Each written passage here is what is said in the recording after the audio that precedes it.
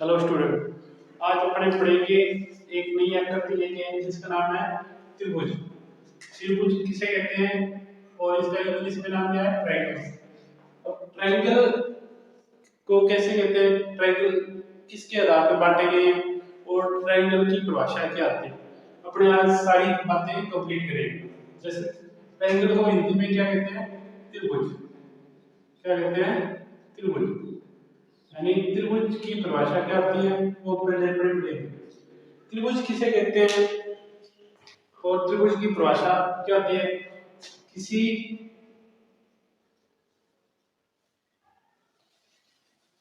Simple भाषा में लिखे है तो तीन भुजाओं से घिरी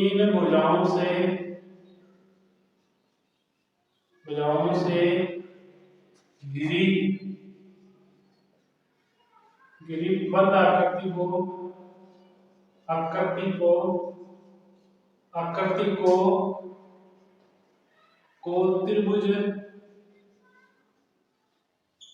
त्रिभुज कहते हैं तथा त्रिभुज का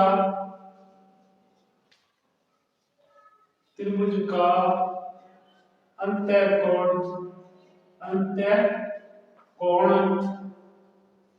कोण 180 डिग्री का होता है।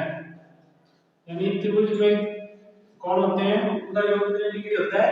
180 डिग्री। अपने बात करते हैं त्रिभुज, जैसे ट्रायंगल कहते हैं। ट्रायंगल में क्या कहते हैं? तीनों भुजाओं से घिरी बद्ध आकृति को क्या कहते हैं? त्रिभुज कहते हैं।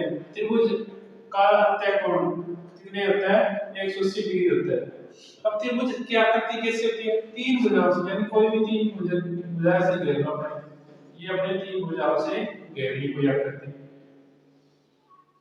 अब अपने को पता है कि कोई भी दो साइड एक दूसरे को काटती है, वहां पे क्या बनता है? पॉइंट बनता है। यानी उसको एक दूसरे को क्या जोड़ती है तो पॉइंट बनता है। अब त्रिभुज में क्या होता है? जहाँ पे दो भुजाएं एक दूसरे को जोड़ती है उसको क्या कहते हैं? शीर्ष कहते हैं। क्या कहते हैं?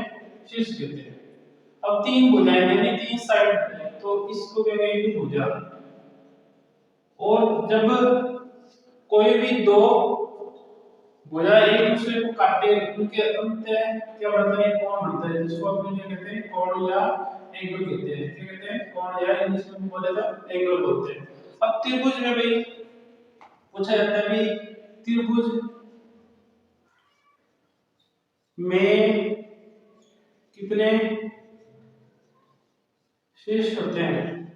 तो अपने पता है शीर्ष है, कितने शीर्ष है? तो एक शीर्ष ये रहा, दो, तीन, यानी कितने शीर्ष होते हैं? तीन। अपने इनका नाम भी दे सकते हैं ए बी सी। अब अपने पूछ ले साइड यानी भुजा, तो भुजा कितनी होती है त्रिभुज में? भुजा होती है 1 2 3। भुजा भी कितनी होती है? 3। अब अपने को पूछ ले त्रिभुज में कोण कितने होते हैं? तो वो भी कितने होते हैं? 3।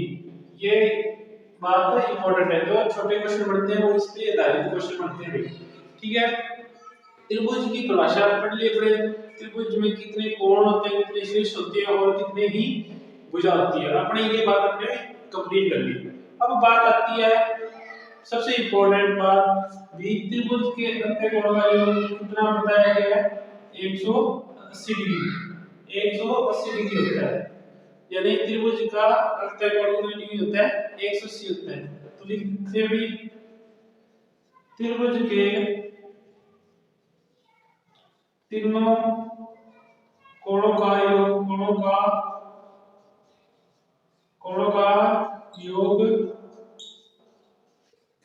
180 डिग्री होता है। ठीक है, यानी त्रिभुज के तीनों कोण का योग 180 डिग्री होता है। अब कोण कौन से? कोण ए प्लस कोण बी प्लस कोण सी बराबर क्या होता है? 180 डिग्री। सबसे इंपॉर्टेंट बात ये होती है इसमें, सबसे इंपॉर्टेंट बात ये हर किसी को पता होना चाहिए कि त्रिभुज के अंत्य कोण का योग कितने डिग्री होता है? 180 डिग्री होता है। अब अपने को पता लग गया भी 180 डिग्री होता है। अपने को इसके इस पे क्वेश्चन बन जाए तो उसका भी अपना हल निकालेंगे। तो अपने दोबारा रिपीट करेंगे, दोबारा रिपीट करते हैं। तीन भुजाओं से घिरी बंद आकृति को त्रिभुज कहते हैं तथा त्रिभुज का अंतःकोण 180 डिग्री होता है। त्रिभुज में कितने शीर्ष होते हैं? तो बात करेंगे त्रिभुज में भाई तीन ही शीर्ष होते हैं, तीन ही भुजा होती है और तीन ही कोण होते हैं। अब अपने इस पे क्वेश्चन बनता है, यानी तीनों भुजाओं से घिरी बंद आकृति का अंतःकोण 180 और तीनों का भी 180 होता है। तो इस पे क्वेश्चन बनता है, क्या बनता है वो देते हैं। अपने को भी किसी कोई भी एक बात क्लियर करेंगे, कोई भी समझ ना आए तो अपने आप पूछ सकते हैं। तो अपने क्या करेंगे, त्रिभुज की अगली बात क्या है कि अपने को कोई त्रिभुज की दो कोण दे दे और एक पूछ ले तो क्या करते हैं।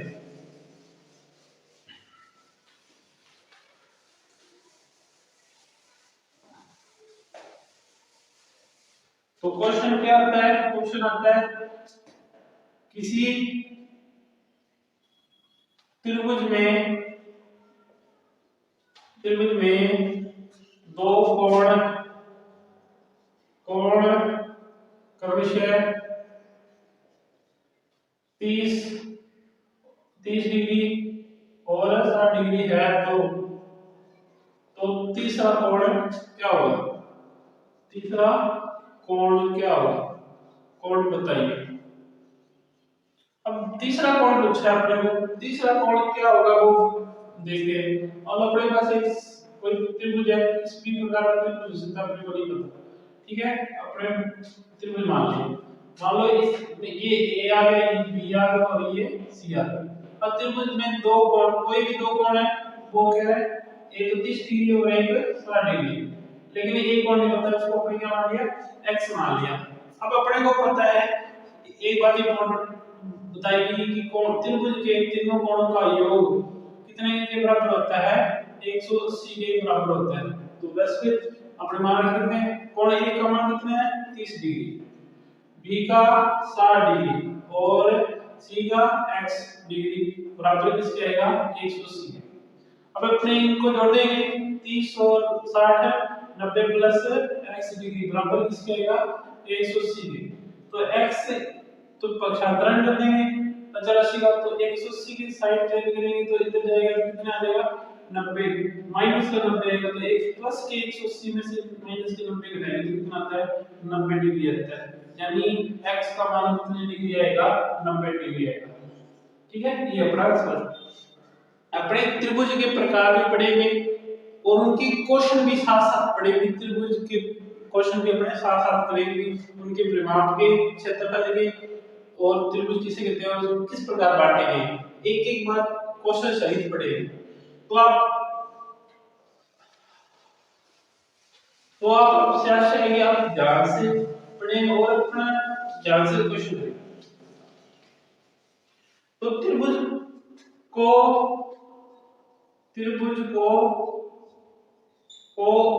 दो भागों में बांटा गया है, किस के बेस पे?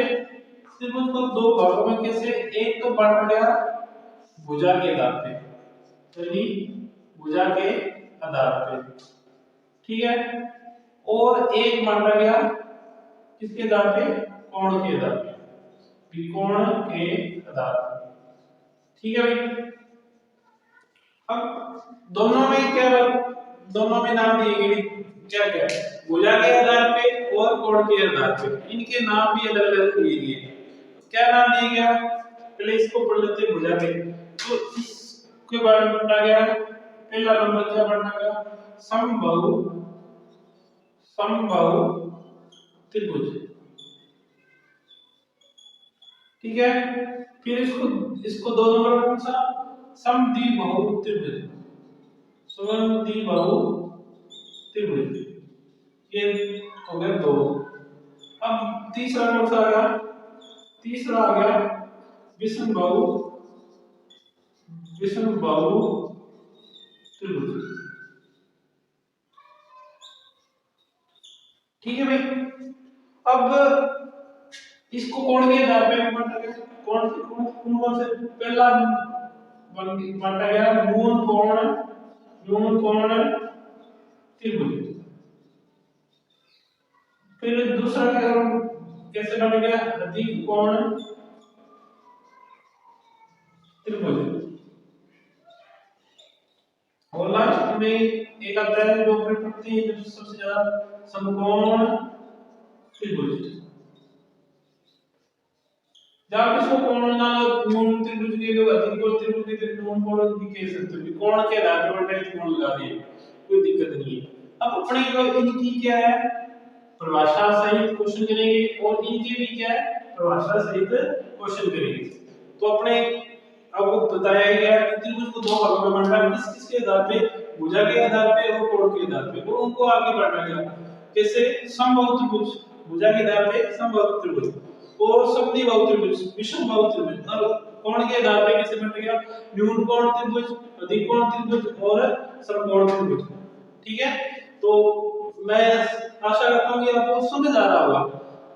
तो समझ आ रहा है ना भी आ रहा है तो प्लीज आप इस पे थोड़ा गौर करिए। नए व्यक्ति से मिलना होता है तो भी अपने को थोड़ी अलग सी फील आती है, कैसे करेंगे तो अपने पढ़ ले भी, तो अपने क्या धीरे धीरे सीख जाता है। ठीक है, तो आप समझ तो भी हमें तो समझ नहीं आ रहा तो भी, तो इससे तो कोई हल नहीं निकलता। अपने को हल निकालने के लिए अपने को पढ़ना ही पड़ेगा। जरूरी नहीं है कि हम यहीं से पढ़े, कहीं पढ़ो, आप पढ़ो जरूर, आपकी इच्छा है। ठीक है, आपको समझ नहीं आ रहा, गलती है कोई कमी है तो वो हमें कमेंट भी कर सकते हैं कि सर आपकी ये कमी आ रही है, तो प्लीज पढ़े जरूर। ठीक है, अब अपने मैंने पढ़ाया गया कि भुजा के आधार पे और कोण के आधार पे। अब पहले बांटा क्या था मैंने भुजा के आधार पे बांटा, पहला कौन सा था समबाहु त्रिभुज। अब भाई इसका नाम से ही ना अपने को अंशवत निकालना है। समबाहु त्रिभुज, सम मत समान, बाहु भी भुजा और त्रिभुज समान भुजा वाला त्रिभुज। अब इसमें क्या होता है समबाहु त्रिभुज में क्या होता है भी सारे की सारी भुजाएं क्या होती है समान होती है। भुजा की बात करें, भुजा के आधार पर बांटा है तो सभी की सभी भुजाएं क्या होती है बराबर होती है। अब अपने पढ़ेंगे समबाहु त्रिभुज में क्या पढ़ेंगे इसकी परिभाषा। ऐसा त्रिभुज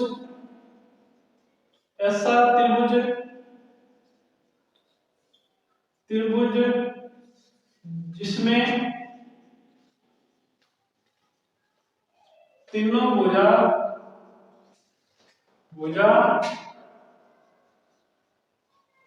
क्या होती है बराबर होती है तथा प्रत्येक कोण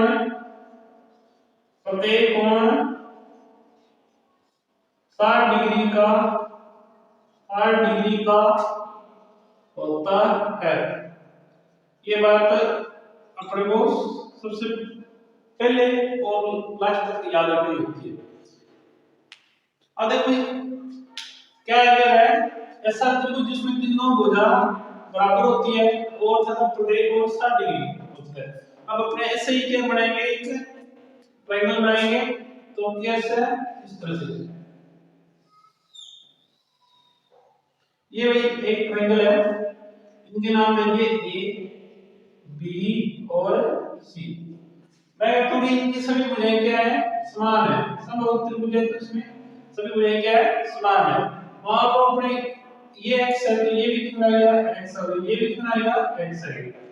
अब ये तीनों x है, अब इनके कोण कितने डिग्री के होते हैं, ये कोण होते हैं 60 डिग्री के और ये भी कितने होते हैं 60 डिग्री के और ये भी कितने 60।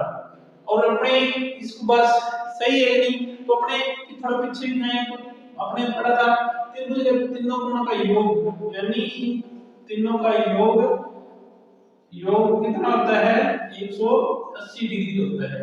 ठीक है, अब अपने को पता 60 6 12 18 यानी 180 बढ़ रहा है, यानी त्रिभुज अपना सही है। अब अपने पढ़ते भी इनके परिमाप भी पूछे जाते हैं और क्षेत्र भी। सबसे इम्पोर्टेंट बात ये है कि भाई त्रिभुज का अपने आप अकेला त्रिभुज नहीं लिखेंगे, क्या लिखेंगे? समबाहु त्रिभुज का परिमाप क्या होता है? तो अपने को पता है परिमाप क्या होता है, जो जितनी भी भुजाएं होती हैं उन भुजाओं का परिमाण क्या होता है, उन मान का योग क्या होता है, परिमाप होता है। यानी भुजा कितनी है? 3, तीनों भुजाओं का योग होता है। तो क्या आएगा? x plus x plus x। तो x x कितने आएंगे? 3x, यानी त्रिभुज का परिमाप क्या आ जाएगा? 3x। आप इसको ऐसे भी लिख सकते हो, क्या लिख सकते हो परिमाप को? 3 गुणा भुजा। त्रिभुज का परिमाप क्या आ जाएगा? 3 गुणा भुजा। ये होता है त्रिभुज का परिमाप। अब प्रश्न करते हैं समबाहु त्रिभुज का क्षेत्रफल। अब इसका क्षेत्रफल निकालेंगे तो इसका सूत्र क्या होगा? √3/4 गुणा भुजा स्क्वायर। क्या होगा? 3 गुणा √3 गुणा 3/4 गुणा भुजा स्क्वायर। समबाहु त्रिभुज द्वारा प्रकट होते हैं। ऐसा त्रिभुज जिसमें तीनों भुजा बराबर होती है तथा प्रत्येक कोण 60 डिग्री का होता है। तो समबाहु त्रिभुज का परिमाप क्या होता है? 3 गुणा भुजा होता है। और समबाहु त्रिभुज का क्षेत्रफल कितना होता है? √3/4 भुजा स्क्वायर। ये अपने बात हो गई। अब इसमें एक समबाहु त्रिभुज में इससे कोई ज्यादा नहीं पूछा जाता, ठीक है? जो नॉर्मल है वो बात कंप्लीट हो गई है। अपने को बेस मजबूत बनाओ। कोई भी क्वेश्चन कर रहे हैं वो आगे तो मैथमेटिक्स चलती है, ट्रिक नहीं चलती। मेरा मानना ये है कि आप बेस तैयार करो, खुद का बेस तैयार करोगे तो आपको किसी ट्रिक के पास जाने की जरूरत नहीं, खुद 1 सेकंड में आंसर निकालोगे।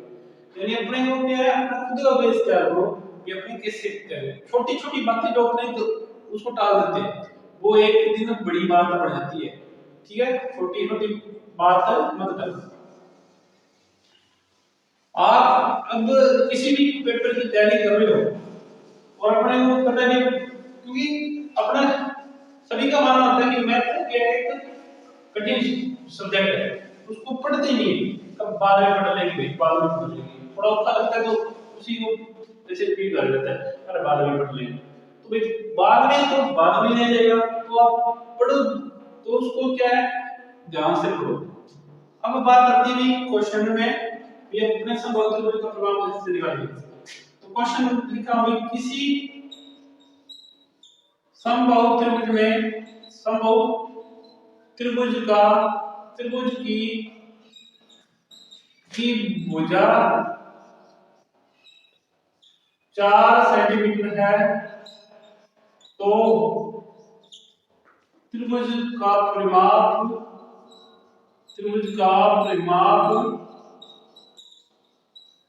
वह त्रिभुज का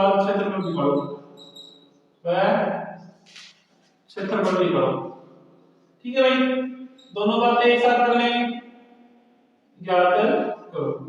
त्रिभुज का क्षेत्रफल ज्ञात करो। अब त्रिभुज का क्षेत्रफल कैसे ज्ञात करेंगे और परिमाप कैसे निकालेंगे, ये अपने को पता है। अपने क्या करेंगे, समबाहु त्रिभुज क्या होता है, इस तरह से होता है, ठीक है? इसमें सभी भुजाएं क्या होती हैं, समान। अब एक त्रिभुज की भुजा कितनी, 4 सेंटीमीटर है। एक 4 तो दूसरी भी 4, तीसरी भी कितनी होगी, 4। तो पहले अपने क्या निकालते हैं, परिमाप। तो क्या होता है, 3 गुणा भुजा। तो 3 गुणा भुजा का मान 4, तो 3 गुणा 4 तो कितना है, 12 सेंटीमीटर। यानी इसका परिमाप कितना है, 1 2 3 भुजाओं का परिमाप कितना है, 12 सेंटीमीटर। अब इसका क्या निकालना है, क्षेत्रफल। क्या निकालना है, क्षेत्रफल। तो उसके क्षेत्रफल का सूत्र क्या होता है, √3/4 गुना भुजा स्क्वायर। ठीक है? तो अपने को पता है भी √3/4 गुणा भुजा कितनी है 4 का स्क्वायर, तो इसका सोल्व करेंगे तो √3/4 गुणा 16 यानी 4 का स्क्वायर कितना होता है 16। तो अब 16 है तो 4 के मल्टीप्लाई 4 के 16 √3 का 4 से गुणा करेंगे तो 4√3 सेंटीमीटर स्क्वायर, यानी सब क्या आएगा क्षेत्रफल आएगा वर्ग इकाई में आता है हमेशा। तो क्षेत्रफल हमेशा कोई भी क्षेत्र किसी भी प्रकृति का क्षेत्रफल मान लो वो वर्ग इकाई में आता है। तो आप थोड़ा ध्यान से पढ़ें, धीरे धीरे पढ़ेंगे तो भी हर बात समझ में आती है। जब अपना ने धारणा ही कर ली कि अपने नहीं पढ़ना, अपने पढ़ना ही नहीं है तो उसका कुछ नहीं हो सकता। जब अपनी लालसा ही नहीं, जो लालसा हो कुछ भी हो सकता है। किसी की बात अपने माने तो हमारे कोई बुजुर्ग है वो बात कहते हैं कि हर व्यक्ति की भगवान अपनी जरूरतें पूरी करता है। भगवान उनकी उसकी जरूरत जो उसका मन है, यानी उसका मन है तो वो जरूरतें पूरी करता है। वो कैसे करता है? वो ऐसे करता है कि अपने देखा होगा कहीं भी चले जाए, अपने मान लो अपने कहीं भी चले जाए तो कोई व्यक्ति जर्दा खाना, कोई गुटखा खाने वाला, कोई भी बीड़ी सिगरेट पीने वाला, उसकी लालसा होती है कि वो उसको कोई मिले लेकिन उसको मिलता जरूर है। ये आपने बात अपने एरिया में देखी होगी। कहीं भी चला जाए, वो एरोप्लेन में चला जाए, बस में चले जाए, जब एयर कंडीशन रूम में बैठा हो, वो उसको लालसा ये है कि उसको कुछ चाहिए तो चाहिए। तो ये बात है। कभी भी आपने देखा होगा गांव में कोई भी शादी होती है, बारात आती है तो उनको ना गांव में किसी को पता नहीं होता भी गांव का ठेका कहाँ पे है, लेकिन उनकी लालसा होती है। लालसा क्या होती है भी उस ठेके का पता लगा, तो वो पता लगा के हटते हैं। कभी उस गांव में कभी गए ना हो लेकिन क्या होता है वो पता लगा के हटते हैं। तो आप भी एक ऐसी जिद बना लो कि मैंने पढ़ना है तो पढ़ना ही है, यानी मैंने हल करना है, मैथ सीखनी है तो सीखनी है। तो आप, मैं समझूंगा कि आप अच्छे पढ़ते हो, एक अच्छे बच्चे हो, तो आपको कोई भी समझ ना आए, कोई कमी हो तो हमें जरूर कमेंट करें और वीडियो को ज्यादा से ज्यादा शेयर करें और सब्सक्राइब करें। हमें तो यही होगा। तो आप हमारी वीडियो अच्छी लगी तो सब्सक्राइब और लाइक जरूर करें। धन्यवाद।